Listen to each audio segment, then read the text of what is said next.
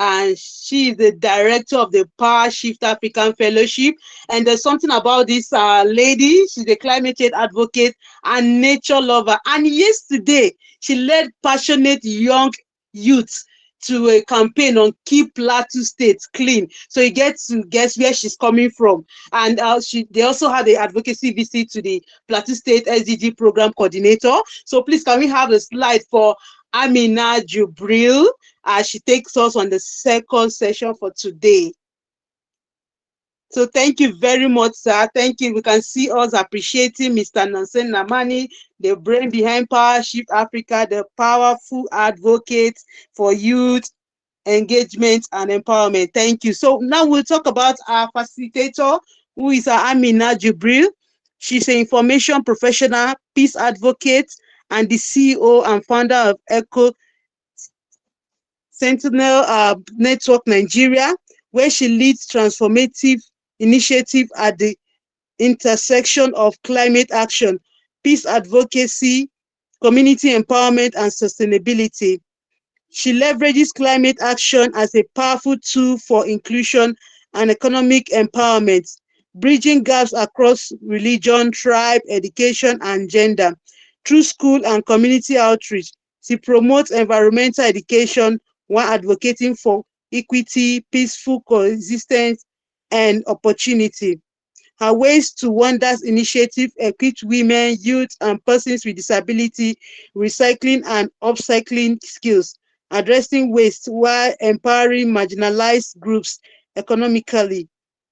Amina also serves as a learning and development specialist with global goals for youth with a community mobilization officer at Center for Earth Works CFEW. As a proud alumna of PowerShift Africa Fellowship Cohort 1, she is currently the director of PowerShift Africa Fellowship, recognized as a fearless change maker by the Sustainable Education and Leadership for Africa SELA Fellowship.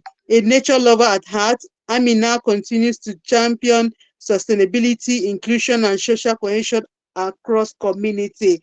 Thank you very much. Welcome to the call, Amina Jibril. Thank you very much. Thank you. So you have the floor, ma. Thank you so much, Joy, for that wonderful and warm welcome. So before I start, I also want to appreciate Mr. Nonso Namani. Like, you guys should appreciate him. This is like the shortest lecture he have ever given. All thanks to me. You guys should appreciate him, please. All right, thank you, thank you. So today we are going to look at how we can step into the hearts of those we fight for, not just fighting for them, but also how we step into their hearts, because true activism starts not with a protest, but with empathy. So the lecture is all about seeing ourselves in others and also seeing the roles our shared humanity plays in activism. Next slide, please.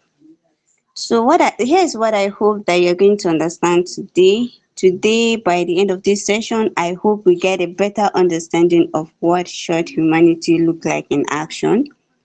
A deep awareness of empathy's power, not just as a feeling, but also as a tool.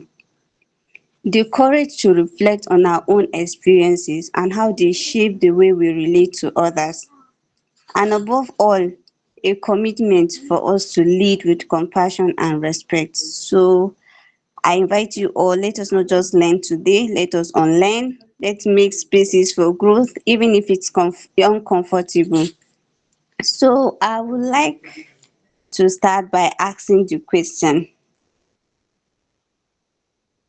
what it means for us to see ourselves in others. You can use the chat box for your responses. Okay, I can see Angela's hand up. I'll just take Angela, and every other person should just share in the chat box. Thank you, Angela. You can go ahead. What does it mean to see yourself in others?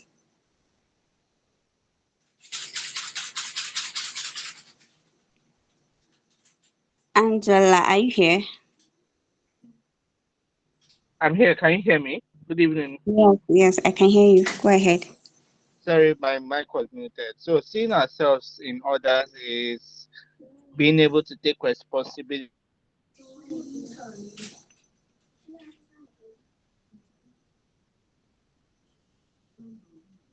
Hello, can you hear me?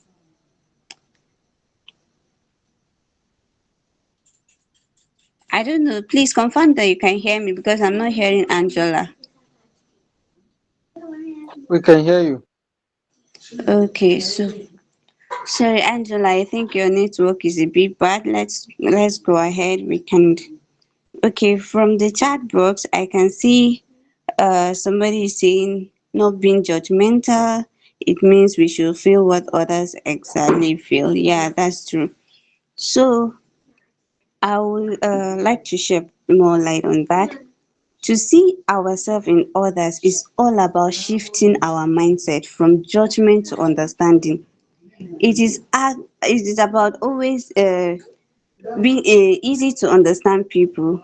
We know that it's not always easy that to understand people because people are judgmental, they frustrate us, people hurt us, they challenge our beliefs and so on. But in the end, we are all product of our experience, struggle and hope.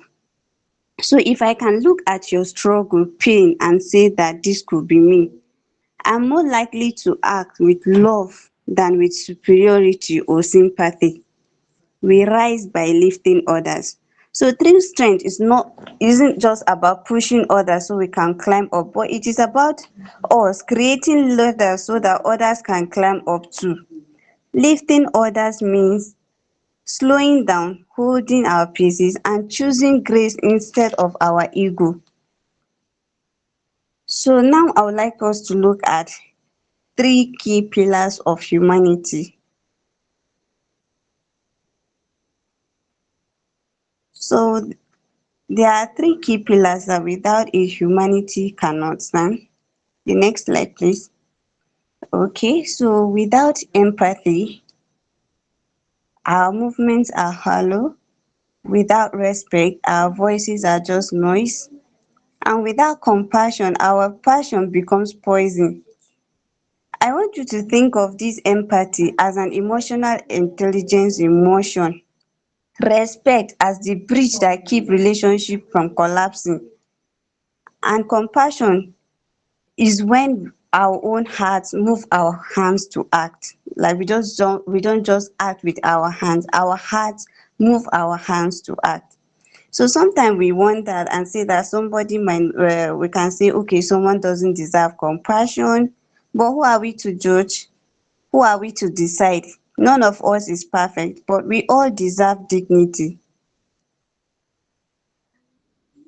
So the next slide, why humanity? Now I want us to see why humanity matters in activism. Human connection for empathy, not just advocacy. People are not just causes, but they are lives, dreams and struggle. Seeing others as mirror invites respect and dignity in our work. Next letter.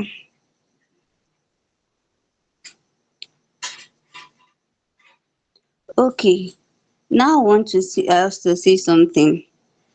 Activism without humanity and activism with humanity. So in one side you see that without humanity, activism leads to burnout, judgment and division. Let me give you an example with the recent protest that happened in Nigeria, the End Bad Governance protest, also recognized by the hashtag End Bad Governance in Nigeria. So while the protest started peacefully, it unfortunately escalated into violence and looted in states like Kano, Kaduna, Zamfara and Jigawa, which resulted to significant economic losses at estimate of over 700 billion naira in just 5 days. Mind you, this is a protest that was initially organized to address economic hardship and governance issues, but it was overshadowed by violence and destruction. Communities who were already struggling faced further devastation, and the lack of empathy and respect for fellow citizens properties and livelihood led to a loss of public support for the movement.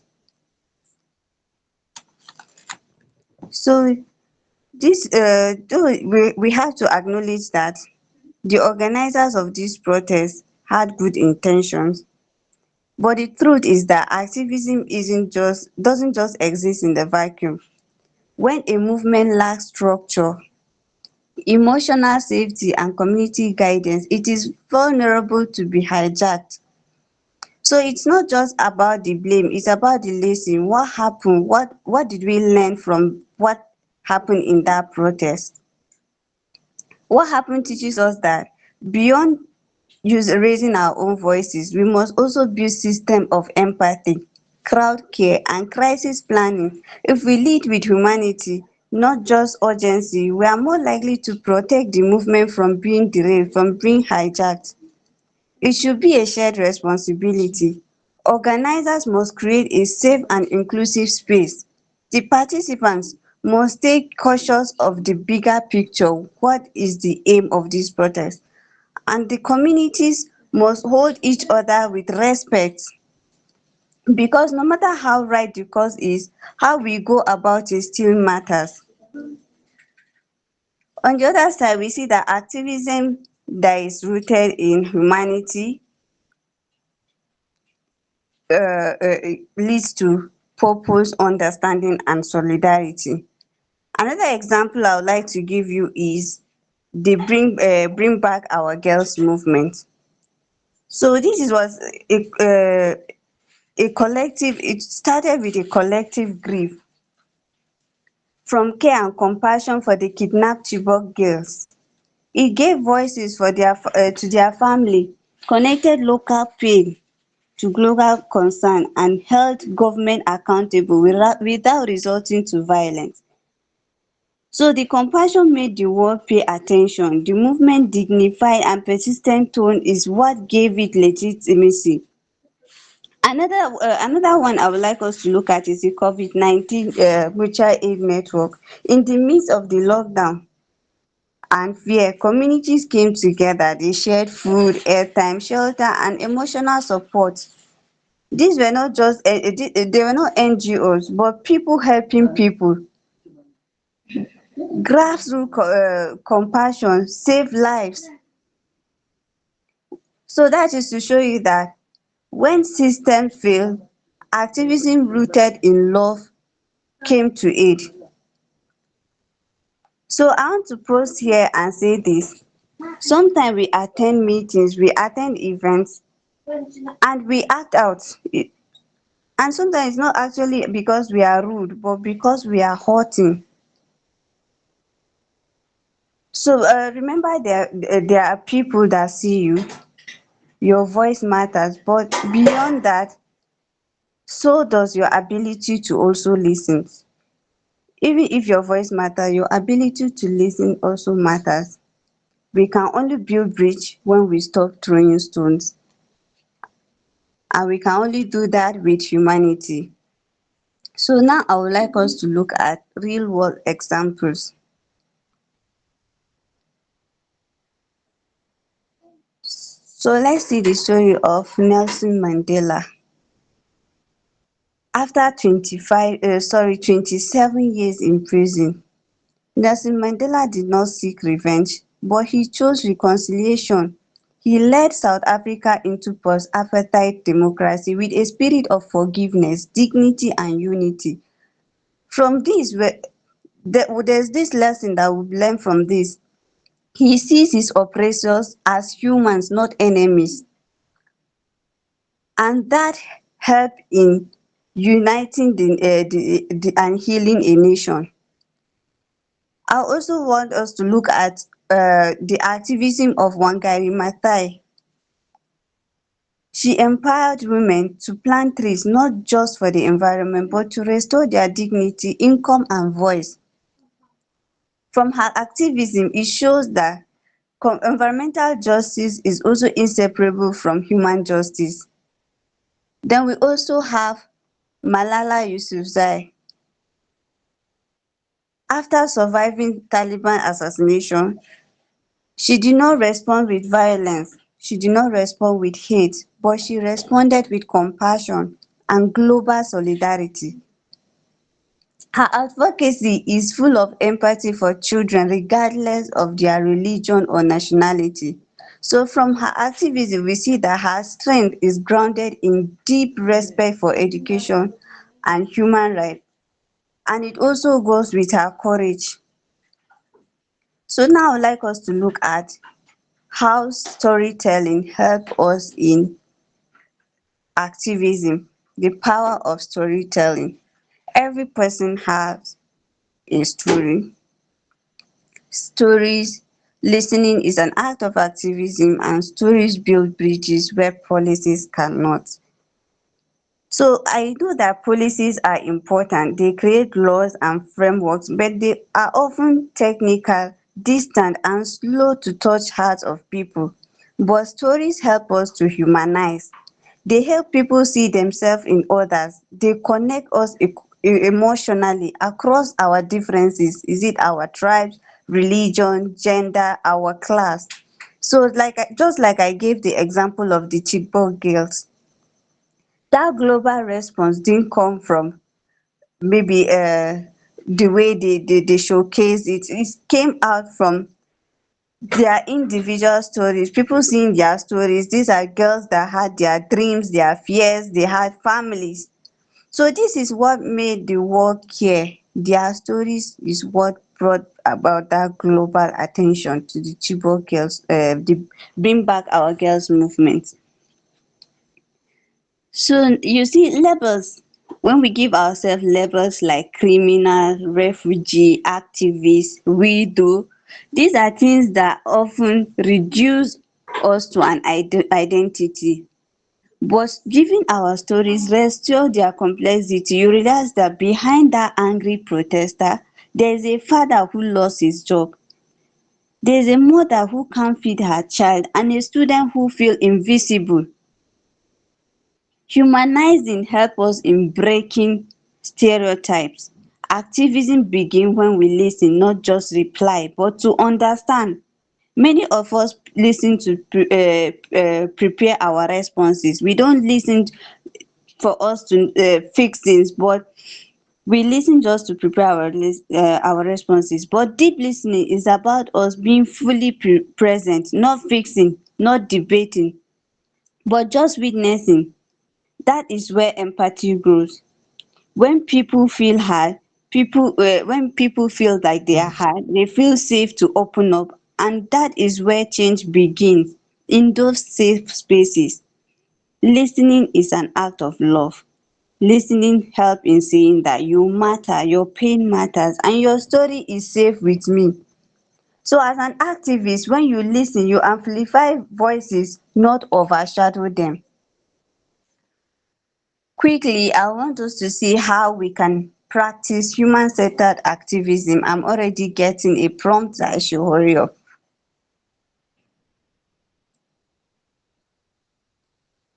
So how do you practice human-centered activism? The next slide, please. First of all, by listening deeply. Don't interrupt pain with pity. The second is ask, not assume, because curiosity helps us in building connection. The third one is center-lived experiences. They carry more truth than the theories out there. Collaborate, don't rescue. This is not about charity, but it's about solidarity.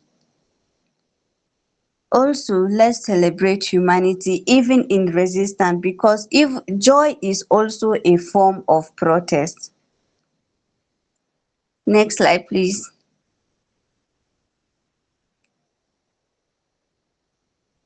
So I want us to reflect now on these two key things. When do you truly feel seen as a person, and how can you reflect the same presence in your activism? But before that, I also want to, like, personally, let me open up to you about how I truly feel seen as a person. I don't open up to people who celebrate my wins. People will see and say, wow, she's doing great things. I open up to the ones who see my struggle, who look beyond my smile and say that, how are you? Like, how are you coming up through all these things? There are times I go through exhaustion, I go through frustration, self-doubt, even when I'm doing good things. But what kept me going are the people who said, let's figure it out together. They didn't just say that you are fine, but they are ready to be part of the solution. That is what shared humanity is to me.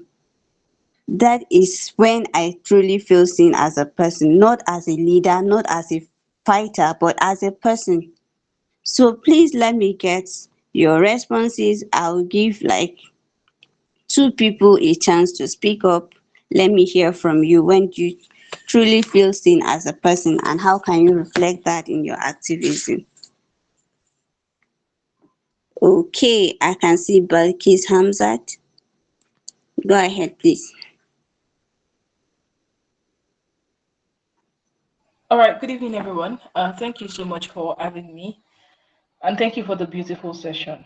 So, when I do feel seen as a person, the moment when people read my letters. So, I have a newsletter called Meaningful Minutes, and so in that letter, I actually share things that I wouldn't go on the internet to talk about, and then I have people that I talk to, and I just feel like when people ask me, "How are you?"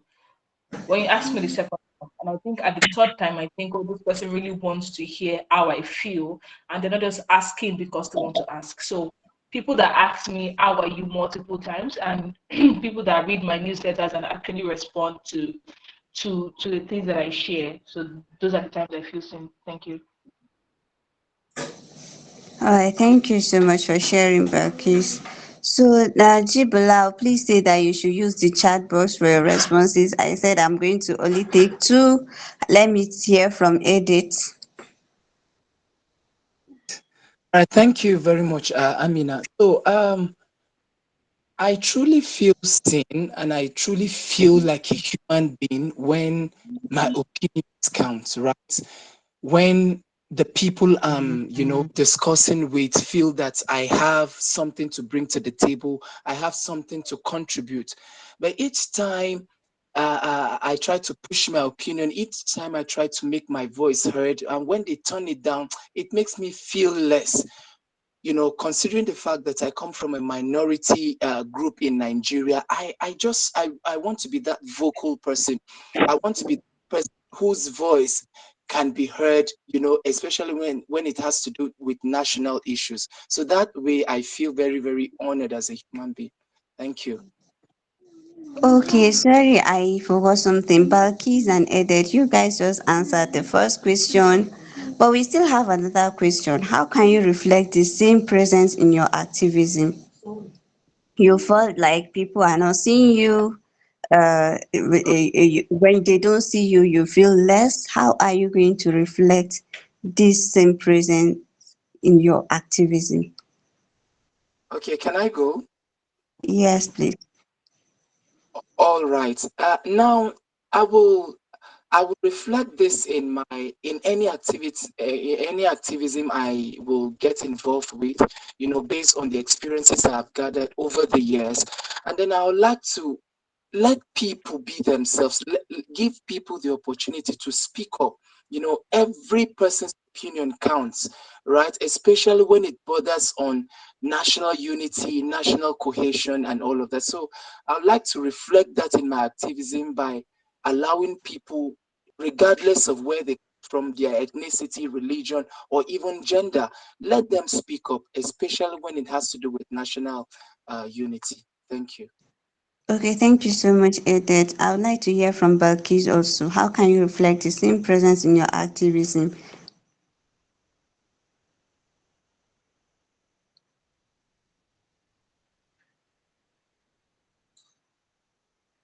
Hello, is Balkis here?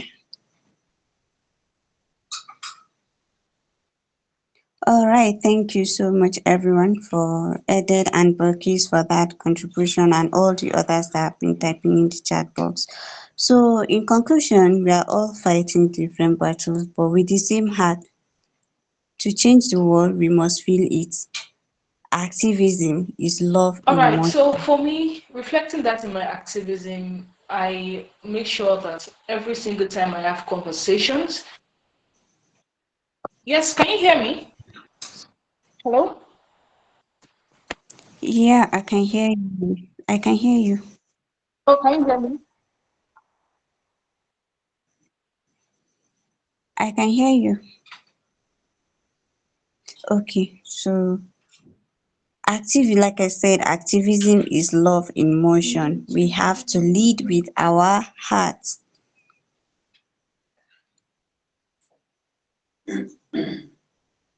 Next slide, please.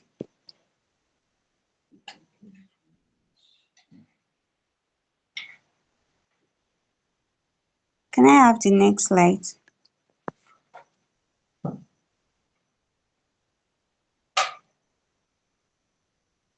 Okay, there's a message I want to leave with every one of you today.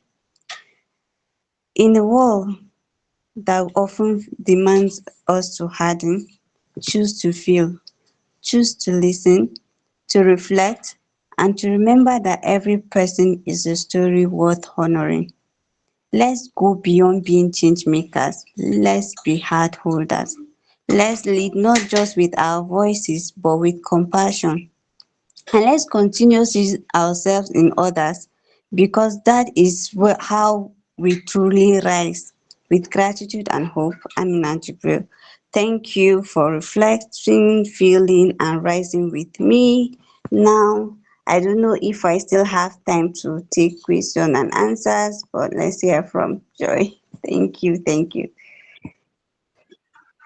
Thank you very much, Amina. Please, can we give her a round of applause, that visual hands with emojis? Thank you very much, Ma, for the presentation. So, can I just have questions? If you can't answer, you can just type it in the chat box. You can just raise up your hand. Questions, even for the first speaker too. I think there's some people that wanted to ask questions for this first speaker. So we just have 5 minutes to close. Just 5 minutes, so we can just ask our question. We just have 5 minutes. Anjola, I think Anjola is raising up his hand. Who again? Yeah, so Angela, you can go. Good evening, everyone. Thank you very much for this opportunity. My question is directed to the first speaker, the executive director, and I is someone I've been following for a while through the channel of SPPG, which I'm also an alumni in his cohorts. I want to ask him in few sentences, what would he say his ideology in a case study of the future is as at the current state of Nigeria, and why? Thank you.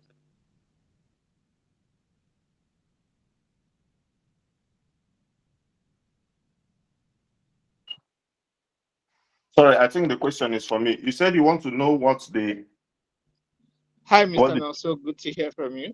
So, yes. my question is, Mm. what would you say is the ideology of Nigeria's future in the current state, and why? Your question is not very clear. So, what would you say is what, like looking ahead of Nigeria's future? What do you think it is in your perspective, and why? You How you do are you you see? saying How what do you should see our Nigeria's ideology? future? Are you saying How do you what see our Nigeria's ideology future? should be?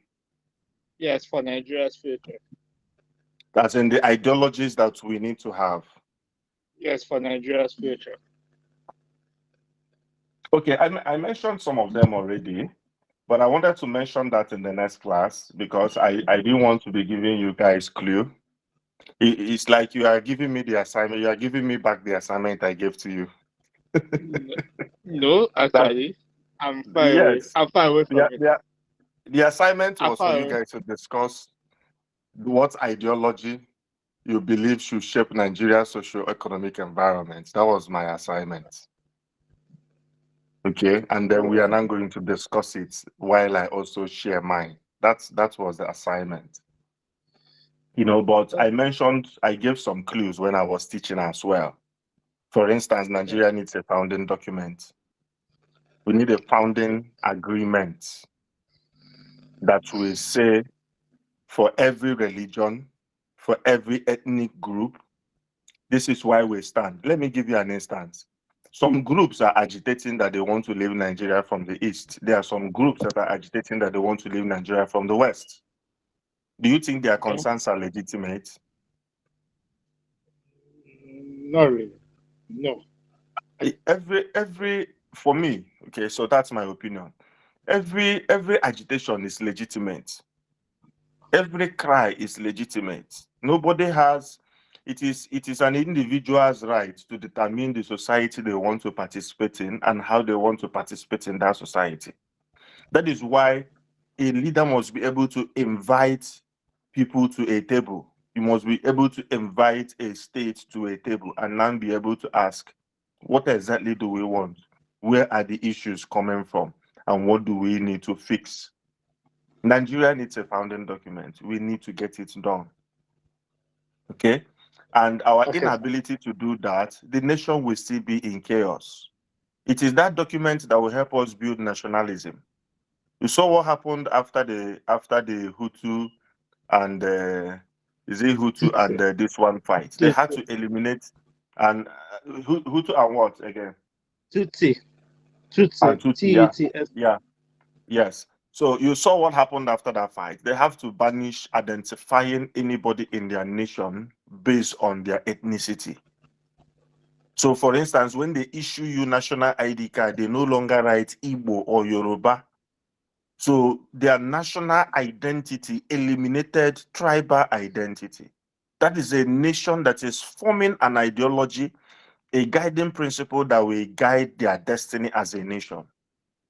So leading a nation is just beyond just saying, I want to build electricity. You need to sit down and begin to ask yourself, what are the individual dreams of these individual groups? How do we bring it together? And how do we form a nation out of it? I have more to share, but I don't want to give you a clue for your assignment. Yeah. I want all of us to now come together in my next session. Then we are now going to look at it based on your own research, everybody's research. All the groups will make their presentation, and then we will now discuss it. Thank you, sir. Yeah. Thank you for this feedback. Thank you very much. I really appreciate it. Thank you.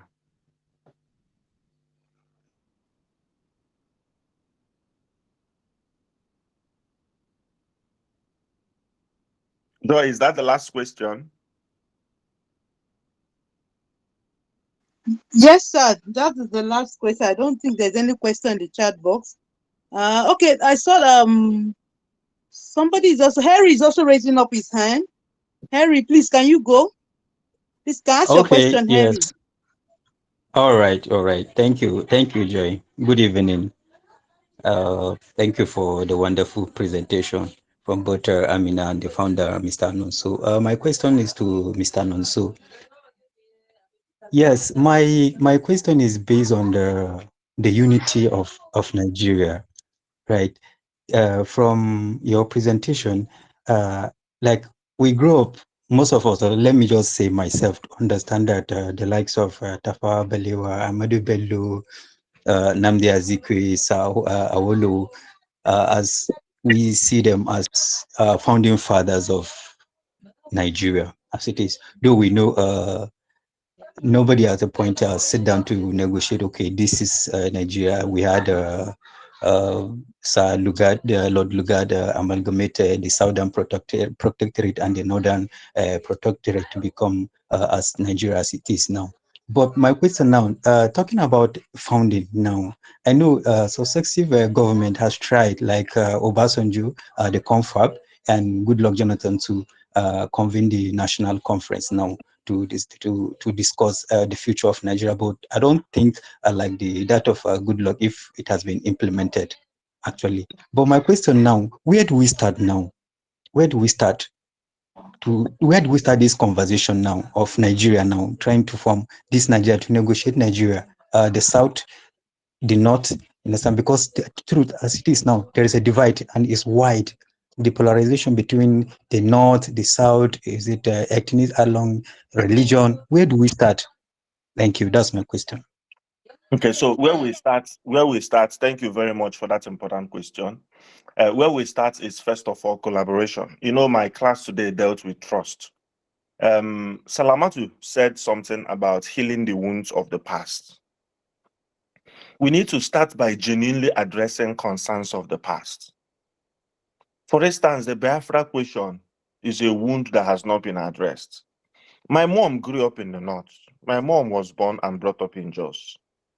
Up till now, my mom shares a vivid experience she had living in northern Nigeria. In fact, my mom will tell me, even after experiencing Biafra, my mom will tell me that to a great extent, she prefers living in the north than living in the east. Now, with all those beautiful experiences, I normally ask myself, so where did things go wrong and how did things go wrong? People from the east used to have a great relationship with people from the north. So what went wrong?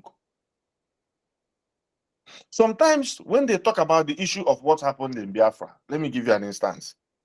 Igbos will say that, okay, that they didn't really participate in the what the North will consider ethnic cleansing, of a lot of leaders who died during the Biafra War and before the Biafra War. Okay, when the head of states were murdered and some northern leaders were killed, and all the issues that led to the Biafra War.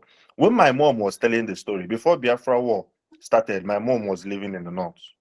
My mom was also saying that when those leaders were killed, there are people in the North, including Igbos, were rejoicing.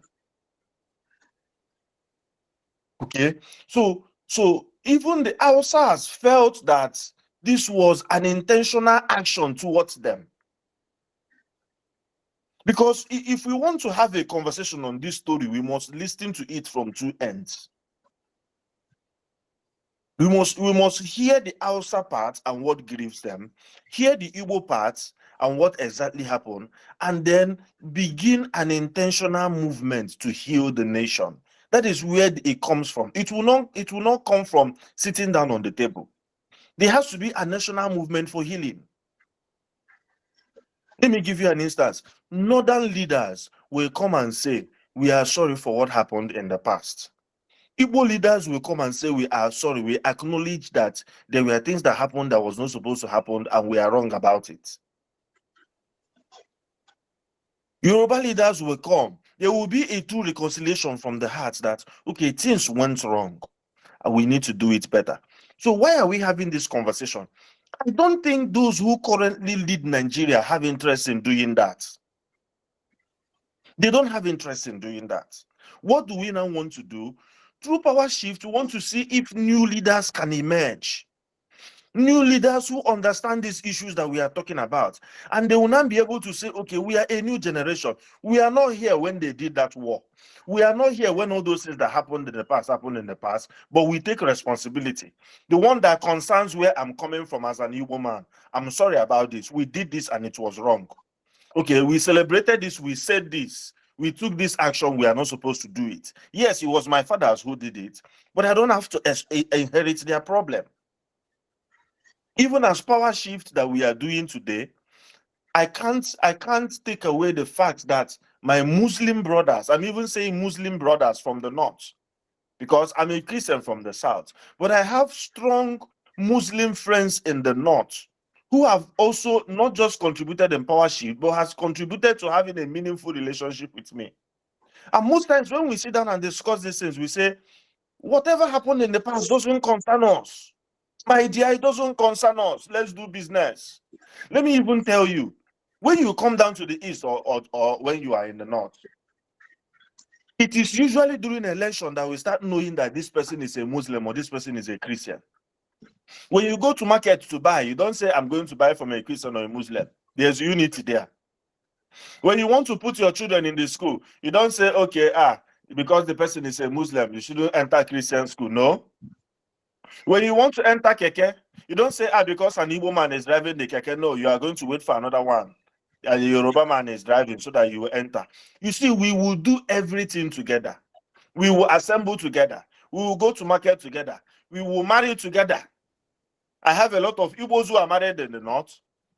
So you see, we do everything together except when it comes to politics. Let me tell you why. Politicians are enjoying the divide. They are enjoying the ethnic divide.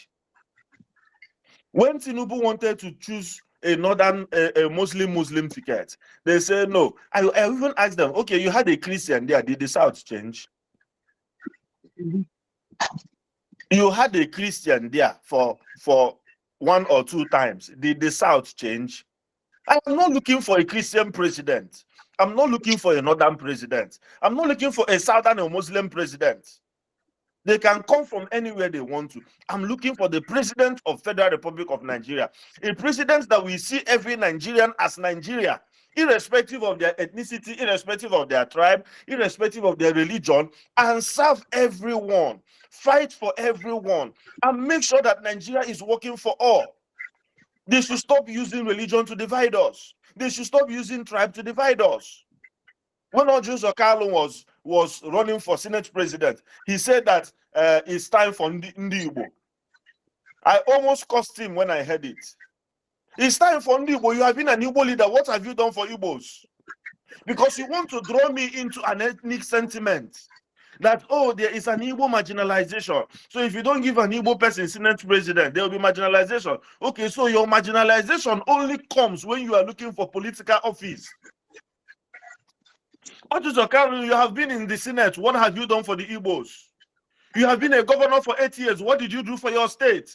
All the state basic infrastructures are in shambles. But when you want to become a Senate president, you pull up ethnic card. Okay, you know I'm from here.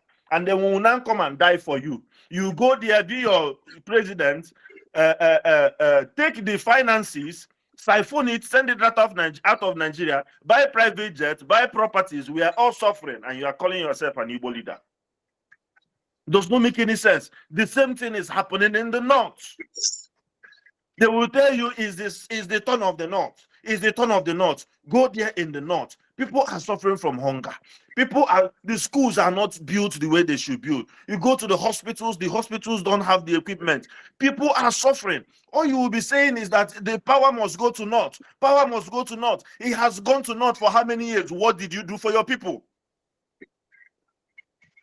Even if you built the nation of a dream in the north, the only thing we'll do, all of us will go to the north and look for job. At least build the north, but you will not build the north. Build schools in the north, you will not build schools in the north. Give them water, you will not give them water. Give them education, give them good hospitals. So why do you keep insisting that power should come to the north? For what purpose? It's just to serve their own interests. And what we are saying is that as young people, we need to be awakened. But awakening is not protest. Awakening is not noise. No, it's coming inside now, the way we are doing it, to now sensitize ourselves, open our mind and understand. An Hausa man does not have any problem with me. A Yoruba man does not have any problem with me. It is these politicians that are putting these things in our head. We shake our hands and tell ourselves, okay, from now, the future of our children, let's do something different. Let's make Nigeria to benefit all of us. And then we will begin to have that conversation. We begin to organize ourselves across Nigeria. We might be even doing it quietly. We don't need to make noise. We'll just be organizing ourselves, because they will tell you that young people cannot organize themselves. They will call one person, give the person 2 million. He will destroy the group. Our inability to organize ourselves becomes an asset. It becomes a tool in their hand, and it weakens us further. And that is why they keep holding on to power. So that is why this reconciliation is going to happen between us on the platform of power shift. We begin to start rebuilding trust. We begin to start collaborating. Then the end point of that is that there's going to be political participation. So some of you who now hear this, who now understand this, some of you are going to run for governor of Kano.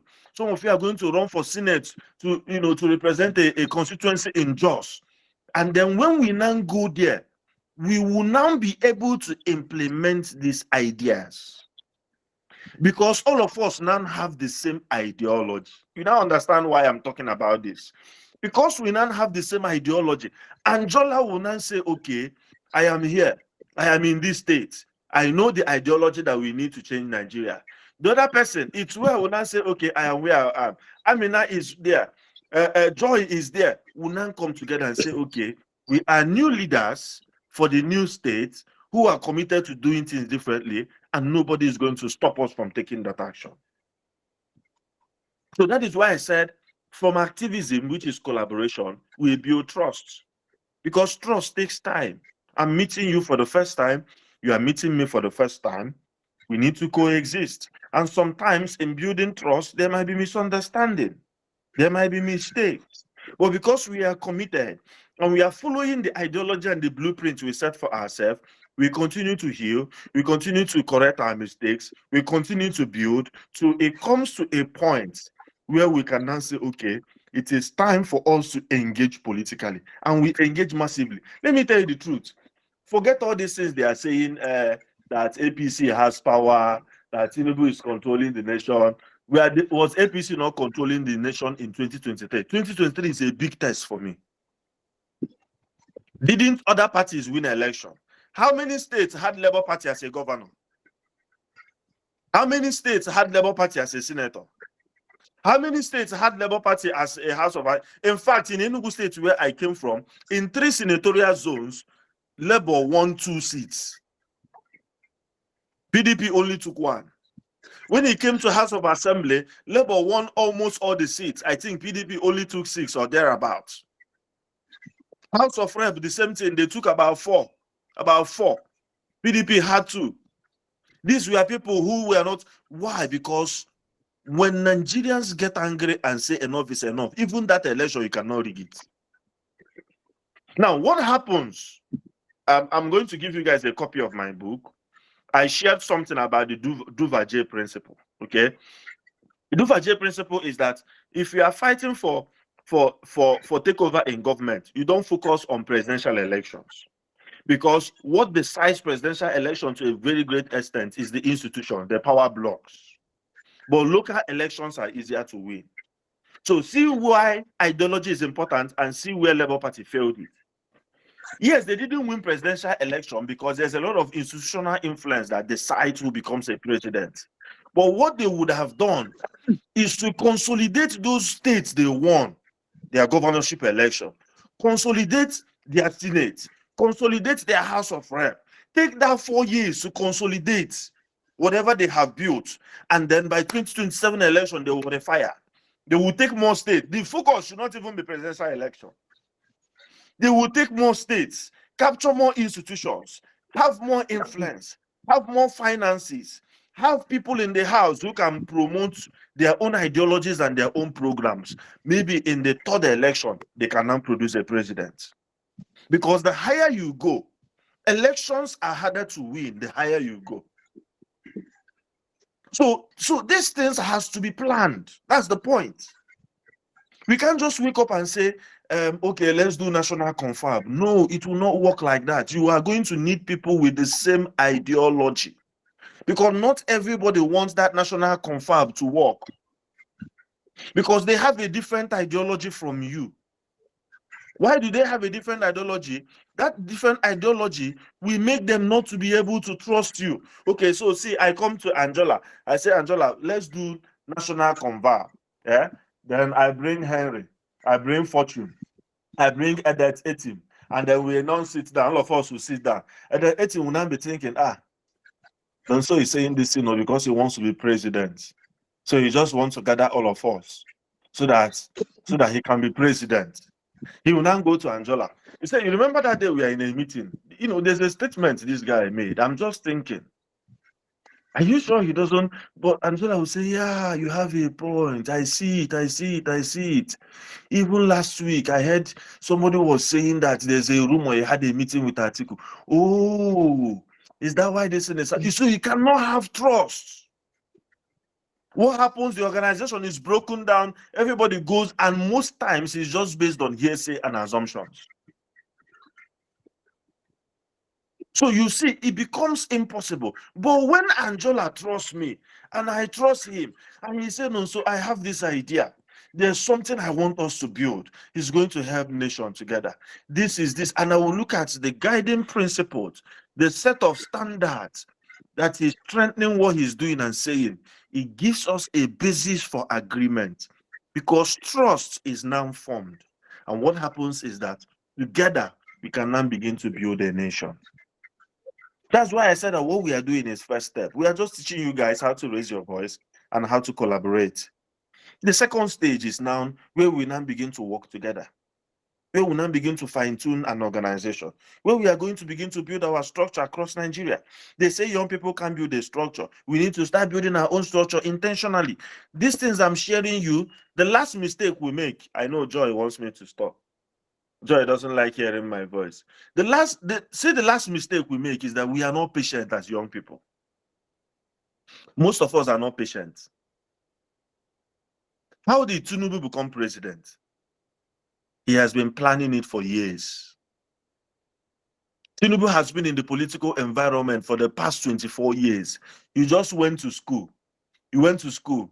You make small money. You can speak good English. You now come out and say you want to become president. But people have been in that environment, building, cultivating structure, helping others, formed AC party, Abi ACN, formed it, made sure that he held it in Lagos.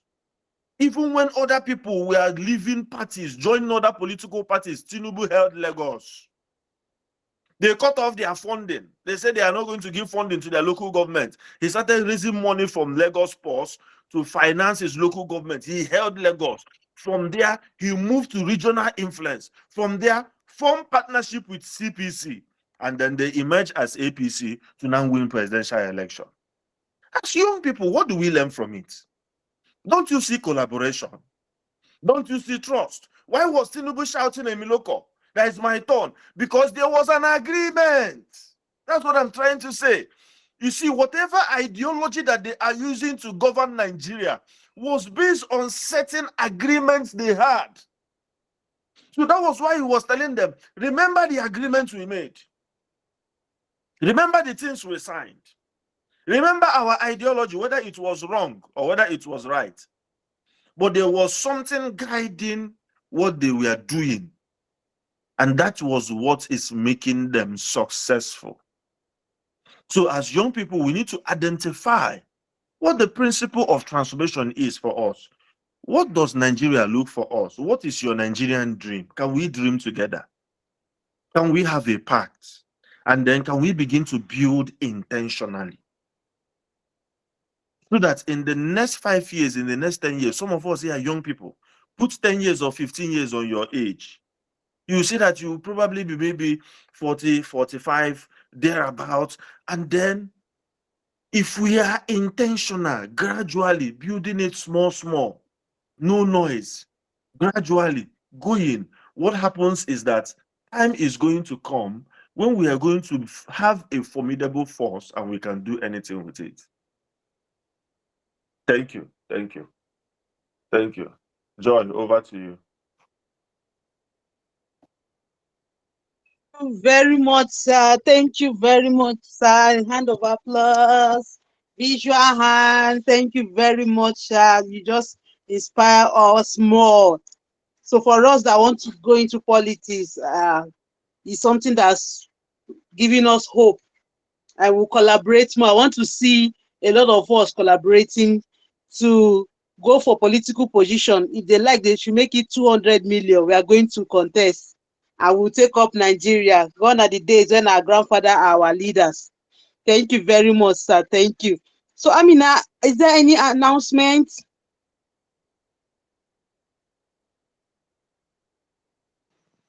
Okay, thank you. So the announcement is just like I always remind you regarding your projects. I hope your projects are already ready because very soon I'll be sending the link for you to submit your project, the proposal. And another thing is that the M&E officer brought our attention that the feedback forms. Mostly you don't used to fill the feedback forms, so please, those feedback forms are very important to us. It helps us in serving you better, so try as much as possible to give it your attention. So I think that's just what I want to share. So Joy, over to you.